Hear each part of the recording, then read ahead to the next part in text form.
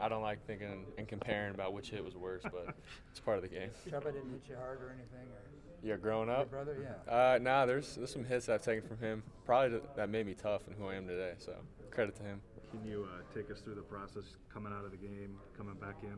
What happened there? Yeah, I mean, it was the right call by the trainers. Get me in the training room to go through the whole concussion protocol and everything. And once I passed that, they said I was good and I felt great. I told them, I'm like, yeah, I feel confident going back out and playing. So there's no worries or concerns. And they cleared me. They did everything right up until that moment of going back in. So very thankful for them, and I was ready just to give everything I got for my team.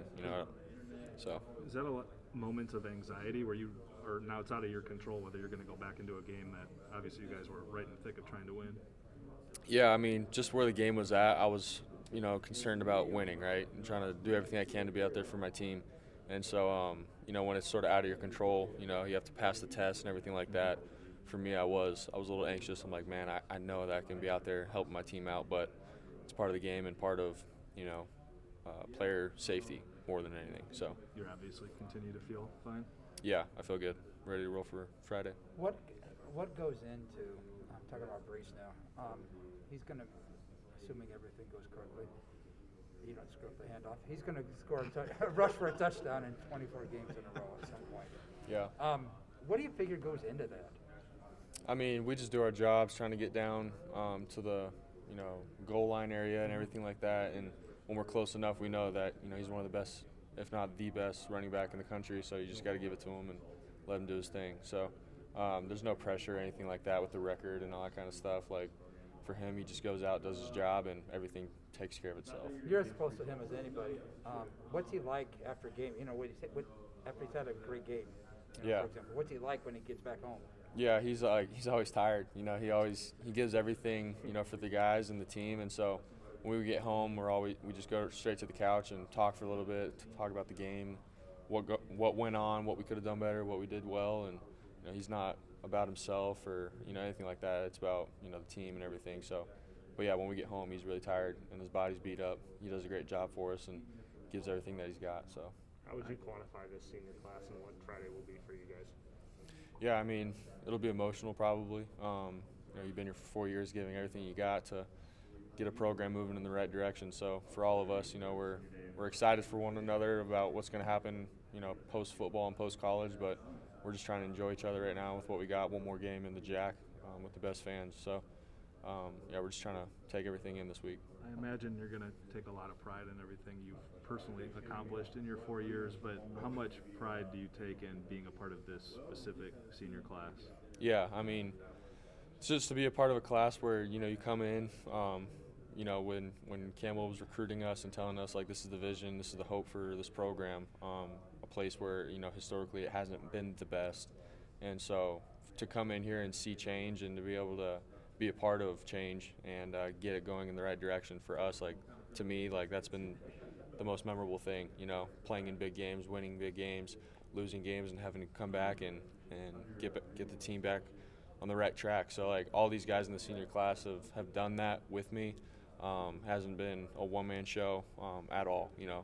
A lot of people want to point to the quarterback and say that this guy did this or that. Like that's not the truth. There's guys busting their butts, in all categories and areas, other positions. They do everything they can. This dude's been here forever. Before me, Chase Allen, Sean Foster, these guys laid the foundation so that when I came in, I could just do my part and sort of keep it simple. So those guys have been here before, when, it was 3-9 seasons and stuff. So they understand what it's like. For me, I came in when it was, 7-6, 7-5, whatever.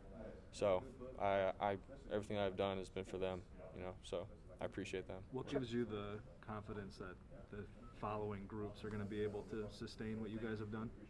Yeah, I mean, I think we've just laid out, what it looks like to be successful here. We've been in every single game that we've played in, the games that we've lost even this year. It just comes down to a couple possessions.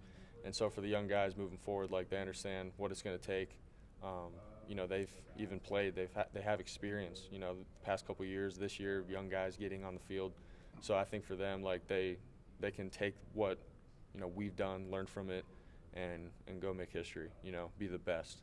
So that's our vision and legacy that we want to leave behind for these guys. What Charlie has it meant to Purdy's you to have hard out. Kyle around all this time? Can you say it again?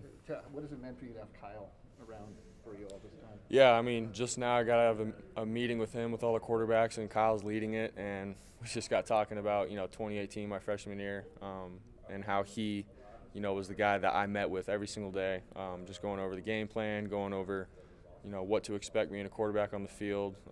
And so now here I am my senior year, about to be done, and, I just reflected with him, and I'm like, man, I appreciate you. Like, you've helped me become who I've wanted to be as a football player and a quarterback here, and as a person, he's helped me as well. So he's definitely a big credit to all this, and I wouldn't be here, honestly, with, just being mature early on in my career and stuff without Kyle Kemp. So everything that I've done up until this point, he's definitely played a big role in that. So Charlie Purdy's heart out to us after the game Saturday. I don't know what you read. You probably didn't. yeah, What he said. no.